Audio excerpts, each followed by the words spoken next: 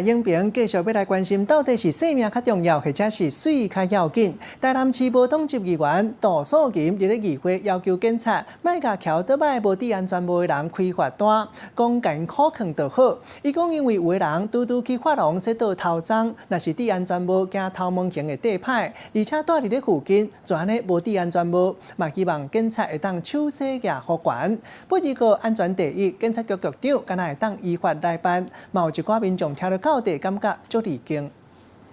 拜托，尽量用辅导的方式，因为安那，事实讲，伫迄庄开以前打雄雄咧治安全无，迄阵真正大家拢一直在克服这一段时间，大家都不习惯，尤其一粒头水吹水水电头毛店要转来，搁近啊，安全无搁治了，搁无去啊。台南市无党籍议员杜素琴伫议会质询，公开希望警方莫对无治安全无啊骑车的民众开单，改用可坑的就好。议员伫议会顶下建议警方执法，和警察局长周游伟先笑一个，刷落目睭位边看，唔敢黑白甲答应。免麻烦，啊，就一块啊徛嘴，啊，就搁对啊。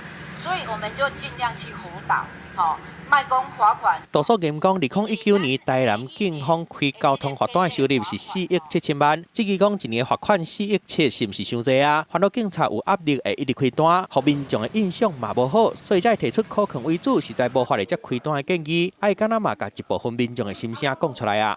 对了，真的啦，都头发都弄乱了，不好看。就是一摆头毛治了就歹去啊，讲系嘛唔好。不过，有人感觉议员公开伫议会顶下叫警方对违规的民众先可坑才开单，有小夸合。